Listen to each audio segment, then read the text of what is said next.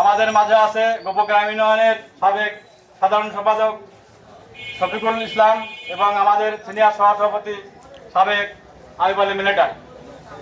সম্মানিত সংগ্রামী ভাইয়েরা, আমাদের একটাই উদ্দেশ্য, 16টি বছর আমরা যেভাবে নির্যাতন হয়েছি, এখন আগামী দিনে যে প্রোগ্রাম আসবে এগুলো আমাদের সফল করতে হবে।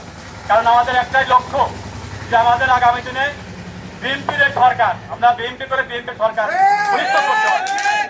আর আমাদের যারা নির্যাতন করেছে তারা আজকে বিলের মতো পলায় আছে, আপনারা সবাই জানেন। একটা দুঃখের বিষয় একটু বলি, 18 নির্বাচনের সময়, 18 তারিখের নির্বাচনে, সংসদ নির্বাচনে 18 সালে আমাদের নামে কেস, আমাদের শফির নামে কেস, আমরা কুষ্টিয়া আইব আলী মিলিটারির মেহেদিকে মারা যায়। সেদিনকে মেহেদি বান নিয়ে আমরা আসবো, গাড়িতে উঠেছি। তারপরে ঋণ আসলো কয়েকটা, এটা জানা হয়ে গেছে যে মেহেদি আসছে, এদের গাড়িগুলো ভাঙবো। পরে আমরা ফিরে গেছি ঘাটের থেকে।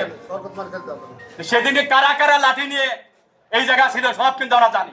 তারা কিন্তু বল তরিয়াতে এইটা জবাব দেবো আগামী দিনের নির্বাচনে। আপনারা ধানের শীষে ভোট দিয়ে জয়যুক্ত করে তারপরে জবাব দেবো আমরা। এই যে অন্যায় আমাদের, সেই অন্যায়ের বিচার আমরা করবো ইনশাল্লাহ। আর আগামী দিনে আমাদের নতুন কমিটি হবে।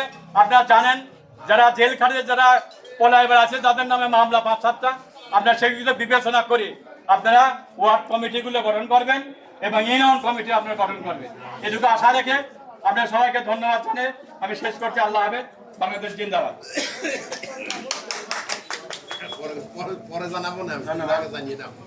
উপস্থিতি, আমরা আজকের এই পথসভা মূলত আগামী 19শে ফেব্রুয়ারি কুষ্টিয়া জেলা সমাবেশ কেন্দ্র করে। আমি এই সভার মাধ্যমে আমাদের যারা নেতাকর্মীরা উপস্থিত আছেন, প্রত্যেক ওয়ার্ডের নেতাকর্মীরা এখানে আছেন, আপনাদের কাছে অনুরোধ করবো ওই দিনে সকাল 11টার মধ্যে সর্বোচ্চ সংখ্যক লোক নিয়ে যাতে আমরা কুষ্টিয়াতে যেতে পারি। আপনারা গোপগ্রাম বাজারে আসবেন, সেখান থেকে যাওয়ার ব্যবস্থা থাকবেন।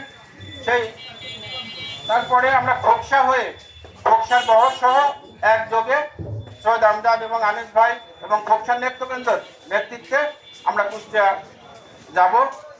এ পর্যায়ে আপনাদের সম্মুখে বক্তব্য রাখবেন